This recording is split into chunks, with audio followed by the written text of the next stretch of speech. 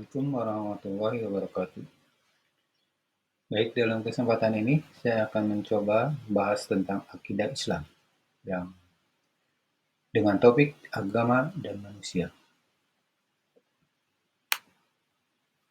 Subtopik pertama, pengertian agama, adil, serta macam-macamnya. Agama adalah sebuah sistem kepercayaan, praktek, aturan yang mengatur manusia dengan kekuatan ilahi, kehidupan setelah kematian, dan prinsip-prinsip moral. Istilah agama memiliki akar dari bahasa Latin, yaitu religium, yang artinya hubungan yang terikat dengan sesuatu yang suci. Konsep ini telah menjadi bagian integral dari aspek kehidupan manusia sepanjang sejarah. Dalam Islam, ad-din adalah konsep yang lebih luas daripada sekedar agama. Ini mencakup segala aspek kehidupan manusia, baik yang bersifat ritual maupun yang bersifat sosial, politik, ekonomi, dan moral. Jadi, sementara agama mungkin merujuk aspek ritual dan kepercayaan, ad-din juga mengatur tata cara berinteraksi dalam masyarakat, pemerintah, ekonomi, dan moralitas individu. Berikut adalah beberapa contoh agama dan ad-din. Islam, agama dan ad-din yang berpusat pada kepercayaan kepada Allah, Tuhan yang tunggal dalam Islam, dan mengikuti ajaran yang terdapat dalam Al-Quran, Sunnah, Nabi, atau tradisi Nabi Muhammad SAW. Kedua, Kristen. Agama Kristen yang mengikuti ajaran Yesus Kristus. Kemudian, agama Yudaisme, agama tertua dalam ketiga agama Abrahamik selain Islam dan Kristen. Kemudian, agama Hinduisme, agama tertua di India yang meliputi berbagai keyakinan, praktek, dan filosofi. Penganut Hindu percaya pada karma, reinkarnasi, dan beragam dewa dan dewi. Agama berikutnya yaitu Buddhisme, agama dan filsafat yang didasarkan pada ajaran Siddhartha Gautama atau Buddha. Agama berikutnya Konghucu, yaitu ajaran filsafat, etika, dan kepercayaan yang berasal dari Kaisar Kuning dan filsuf Konfusius. Kemudian ada agama Sikhisme, yaitu agama monoteistik yang didirikan di Punjab, India pada abad ke-15 oleh Guru Nanak. Kemudian ada agama Shinto, agama dan tradisi Jepang yang menekankan pada pemujaan roh alam atau kami dan menghormati nenek moyang serta tradisi kebudayaan Jepang. Agama berikutnya Taoisme, yaitu agama filsafat dan praktek spiritual yang berasal dari Tiongkok, yang menekankan pada pencarian harmoni dengan Tao atau jalan alam semesta. Agama berikutnya Bahai, agama monoteistik yang didirikan pada abad ke-19 yang mengajarkan persatuan umat manusia, perdamaian dunia, dan kepercayaan pada nabi-nabi berbagai agama. Subtopik berikutnya yaitu tentang karakteristik dinul Islam.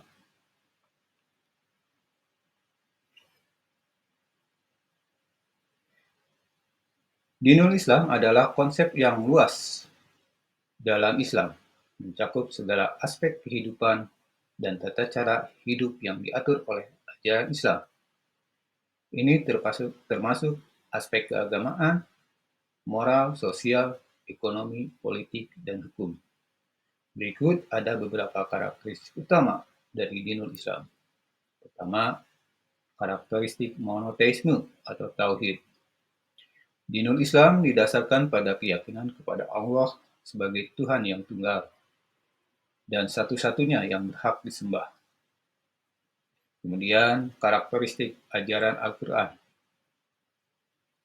Al-Quran adalah kitab suci dalam Islam yang dianggap sebagai wahyu langsung dari Allah kepada Nabi Muhammad SAW melalui perantaraan malaikat Jibril. Kemudian karakteristik sunnah Nabi. Dinul Islam juga mengakui sunnah Nabi Muhammad SAW sebagai sumber ajaran dan pedoman hidup. Sunnah meliputi segala tindakan, ucapan, dan persetujuan yang dilakukan dan diperintahkan oleh Nabi Muhammad SAW. Karakteristik berikutnya, kepatuhan terhadap hukum Islam, syariah. Dinul Islam menekankan pentingnya mematuhi hukum Islam atau syariah dalam segala aspek kehidupan, termasuk dalam ibadah, muamalah atau hubungan sosial dan ekonomi, muamalat, transaksi bisnis, dan muasyarah, yaitu hubungan antar individu.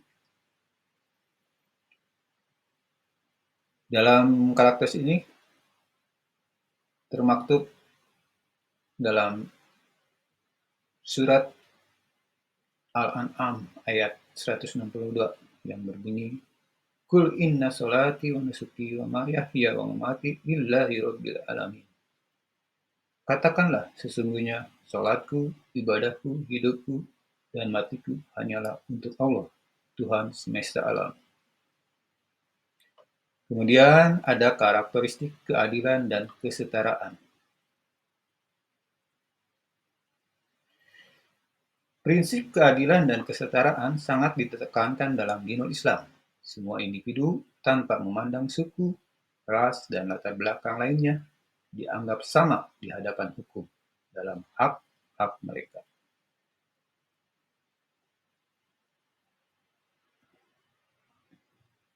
Seperti tercantum dalam Al-Quran, Innallaha ya'muru bil adli wal ihsani wa iyyazi qurba wa yanha 'anil fahsya'i wal munkar wal baghi ya'idukum la'allakum tadhakkarun. Sesungguhnya Allah menyuruh berlaku adil, berbuat kebajikan, dan memberi kepada kerabatnya. Dan Allah melarang dari perbuatan keji, kemungkaran, dan permusuhan. Dia memberi pengajaran kepadamu agar kamu dapat mengambil pelajaran. An-Nahl ayat 90. Kemudian karakteristik toleransi dan kehormatan terhadap orang lain.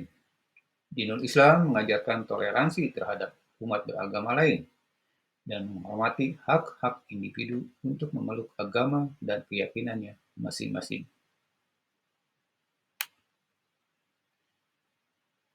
Karakteristik berikutnya yaitu solidaritas sosial. Umat Islam didorong untuk membentuk masyarakat yang berbasis pada solidaritas sosial dan saling tolong-menolong, terutama terhadap orang-orang yang membutuhkan. Nabi bersabda, Khairun nasi anfa'uhum linnas. Sebaik-baiknya orang adalah yang dapat memberi manfaat kepada sesamanya. Kemudian ada pengembangan ilmu pengetahuan dan kebudayaan. Islam mendorong pengembangan ilmu pengetahuan dan kebudayaan sebagai bagian dari ibadah dan tanggung jawab moral umat Islam untuk menjaga dan memperkaya pengetahuan serta memperbaiki kondisi kehidupan umat manusia.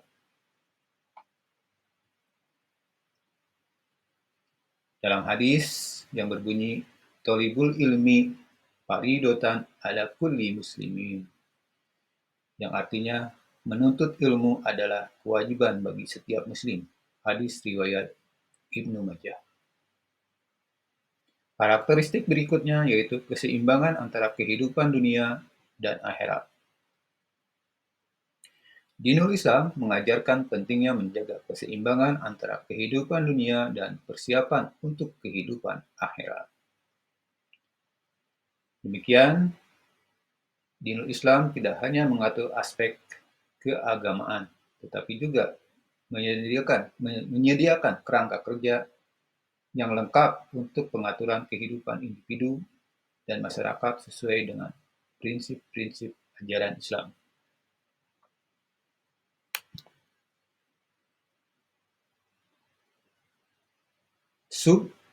Topik berikutnya tentang aspek ajaran Islam.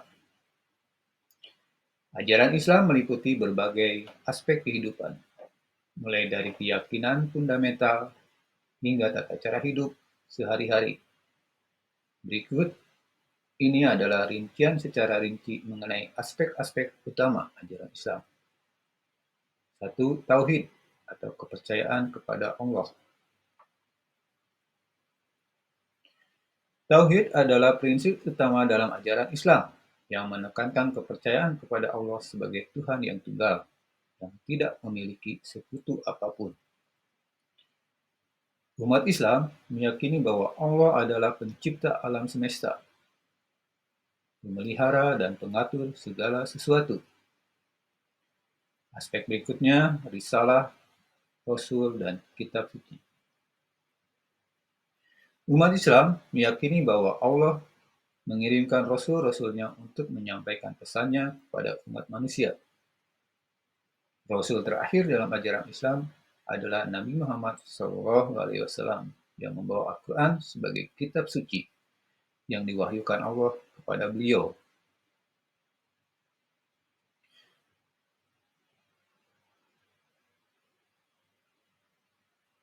Al-Quran, Sunnah, atau tradisi Nabi juga menjadi sumber ajaran Islam yang penting yang mencakup segala tindakan, ucapan, dan persetujuan Nabi.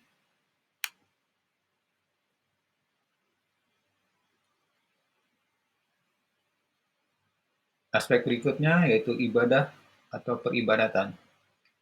Ibadah dalam Islam mencakup berbagai praktek ibadah seperti sholat, puasa, zakat, dan haji.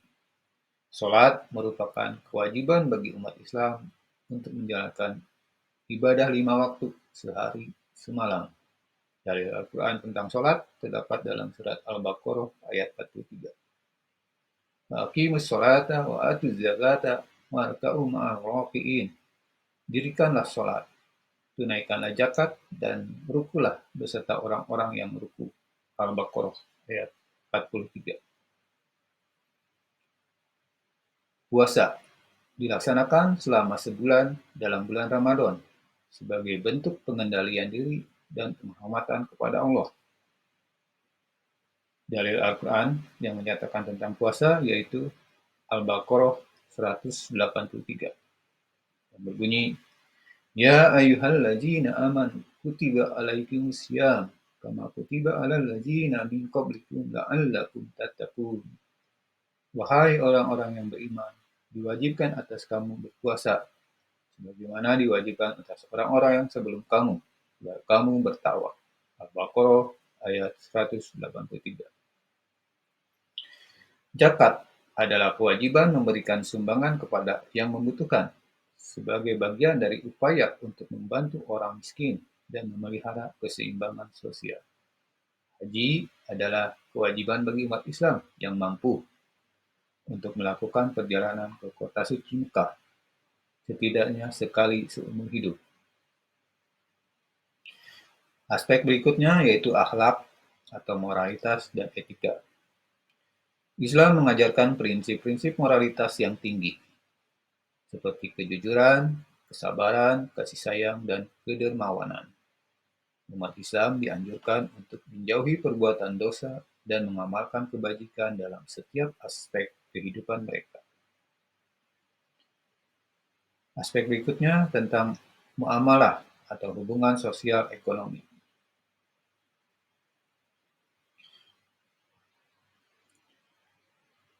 Islam memberikan pedoman tentang bagaimana berinteraksi dengan sesama manusia, termasuk keluarga, tetangga, dan masyarakat secara umum. Prinsip-prinsip keadilan, kesetaraan, dan kasih sayang harus diterapkan dalam semua hubungan sosial dan ekonomi.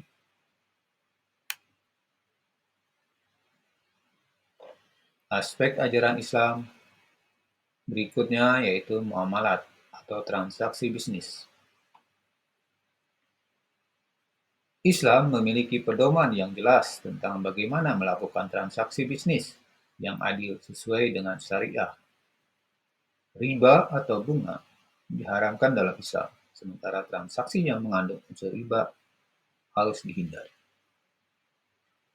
Hadis yang berhubungan dengan muamalat ini yaitu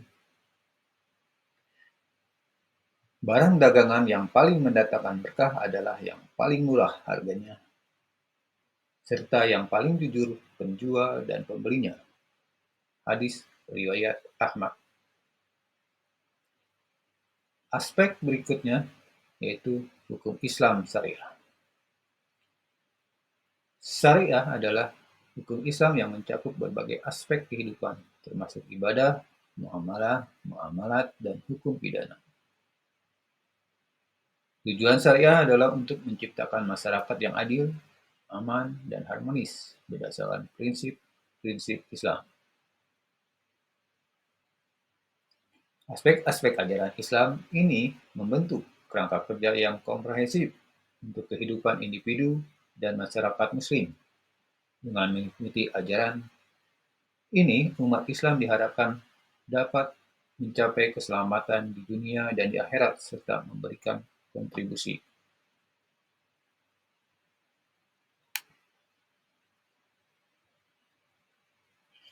Subtopik berikutnya mengenai peran dan posisi agama Islam di antara agama-agama yang ada. Di antara agama-agama yang ada di dunia, Islam memiliki peran posisi yang unik dan beragam, tergantung pada konteks sosial, politik, dan budaya, di mana agama tersebut tersebar. Berikut adalah beberapa poin yang menjelaskan peran dan posisi Islam di antara agama-agama yang lainnya. 1. Agama Islam sebagai mayoritas di beberapa negara. Islam adalah agama mayoritas di lebih dari 50 negara di seluruh dunia, termasuk negara-negara seperti Indonesia, Mesir, Saudi, Pakistan, Bangladesh, dan yang lainnya. Sebagai agama mayoritas, Islam memiliki pengaruh yang signifikan dalam membentuk identitas dan struktur sosial masyarakat di negara-negara ini.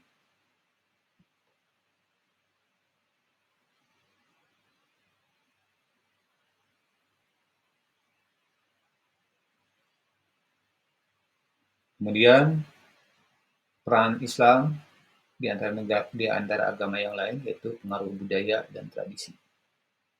Islam juga memiliki pengaruh yang kuat dalam membentuk budaya dan tradisi di banyak-banyak negara di Timur Tengah, Asia Selatan, dan Afrika Utara. Ini mencakup seni, arsitektur, sastra musik, tata cara berpakaian, dan tradisi-tradisi keagamaan yang beraneka ragam. Peran berikutnya yaitu peran dalam sejarah dan peradaban. Islam memiliki peran penting dalam sejarah peradaban dunia, khususnya pada periode keemasan peradaban Islam di abad pertengahan. Peradaban Islam membuat kontribusi besar dalam bidang ilmu pengetahuan, matematika, arsitektur, filosofi, dan yang berpengaruh pada perkembangan dunia modern.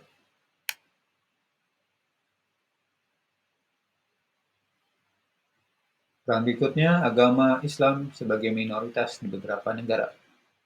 Di beberapa negara, Islam juga merupakan sebagai agama minoritas, seperti di Amerika Serikat, India, Jepang, dan beberapa negara di Eropa. Di negara-negara ini, umat Islam sering menghadapi tantangan dalam menjaga identitas keagamaan mereka dan berintegrasi ke dalam masyarakat yang mayoritas non-Muslim. Peran berikutnya yaitu hubungan antar agama. Islam memiliki hubungan yang kompleks dengan agama-agama yang lainnya. Meskipun ada sejarah konflik antar agama, terdapat juga tradisi toleransi dan kerukunan antar umat beragama di banyak masyarakat Muslim. Islam mengajarkan untuk menghormati agama dan keyakinan yang lainnya, serta untuk hidup berdampingan secara damai. Peran berikutnya yaitu pengaruh politik.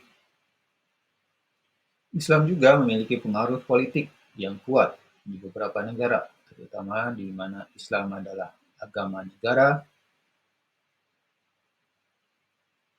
Dan di beberapa kasus, Islam digunakan sebagai dasar untuk pembentukan hukum dan kebijakan negara, sementara di kasus lain terdapat gerakan politik yang berusaha memisahkan antara agama dari negara.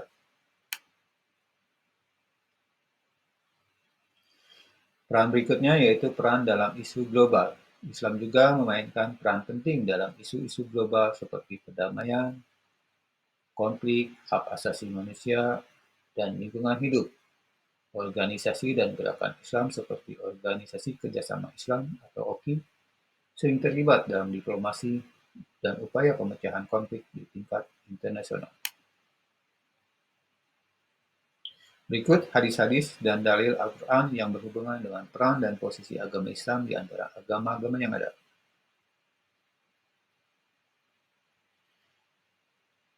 Hadis pertama, orang yang terbaik di antara kalian adalah yang paling baik akhlaknya.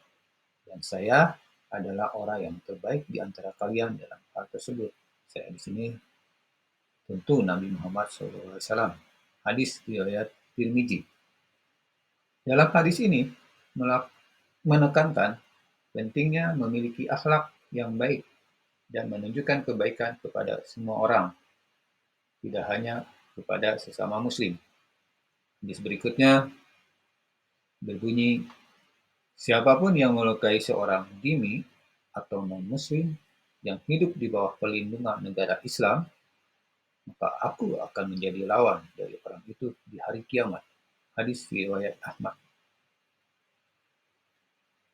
Dalam hadis ini menegaskan pentingnya melindungi dan menghormati hak-hak individu yang bukan umat Islam dalam masyarakat muslim.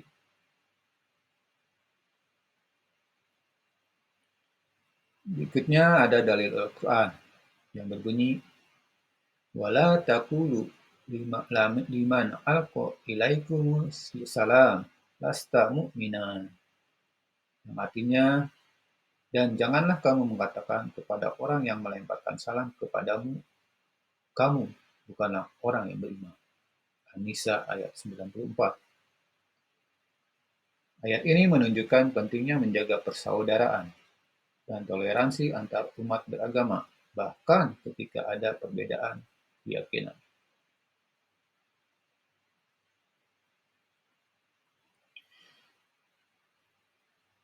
Ayat berikutnya yaitu dalam Al-Baqarah 256. La ikraha fiddin. Tidak ada paksaan dalam beragama.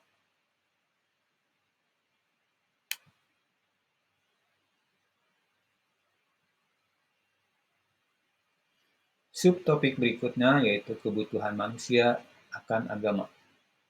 Tentu, kebutuhan manusia akan agama merupakan aspek yang penting dalam pemahaman tentang manusia sebagai makhluk spiritual. Berikut adalah penjelasan rinci beserta dalil Al-Quran dan hadis yang menjelaskan tentang kebutuhan manusia akan agama. Kebutuhan akan kedekatan dengan Pencipta.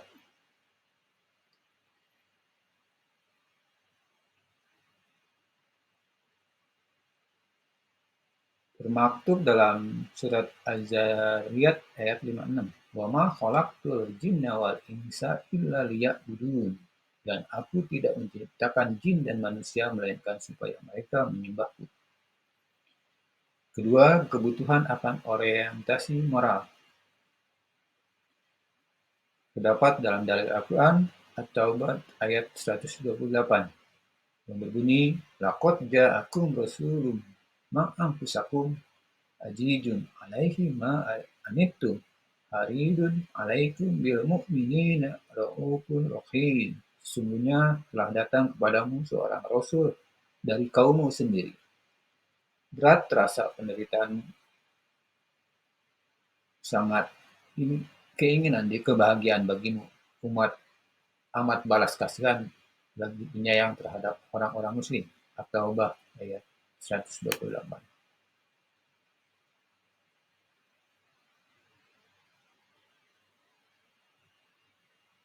Ayat ini menegaskan bahwa Rasulullah diutus untuk membawa petunjuk kepada manusia, termasuk dalam hal moralitas dan kehidupan yang bermakna. Kemudian, kebutuhan akan panduan hidup. Termaktub dalam surat Al-Anbiya ayat 25 yang berbunyi, "Wa ma arsalna min qablika min rasulin illa nuhi ilaihi annahu la ilaha illa ana fa'budun." Kami tidak mengutus seorang rasul pun sebelum engkau, Nabi Muhammad, melainkan kami mewahyukan kepadanya bahwa tidak ada Tuhan selain aku, maka sembahlah aku.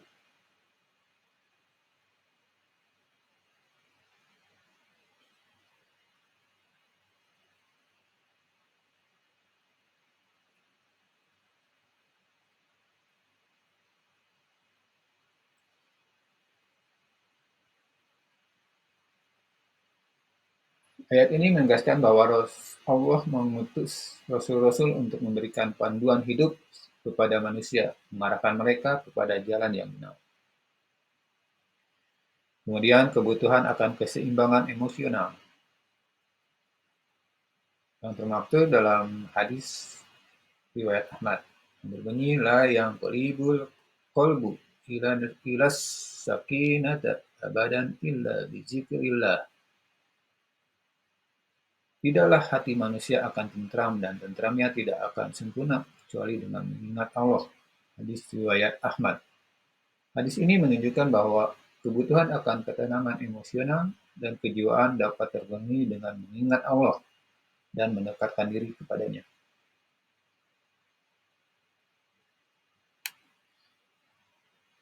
Kemudian, kebutuhan akan rasa aman dan harapan.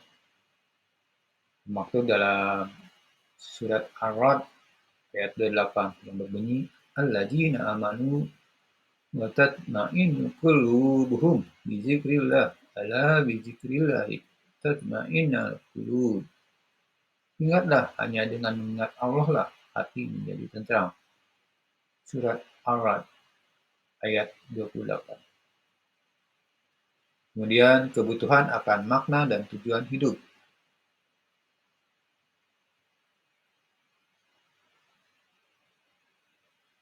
Az-Zariyat ayat 56 yang berbunyi, "Wa ma khalaqtul jinna wal insa illa liya'budun."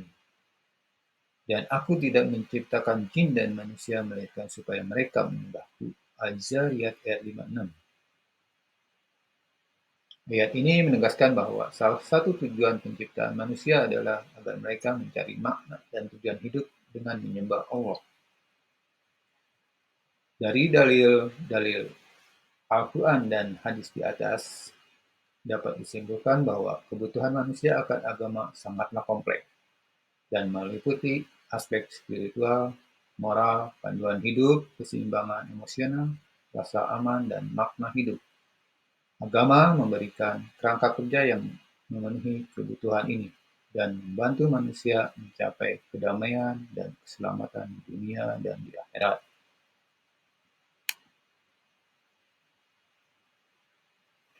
Terima kasih.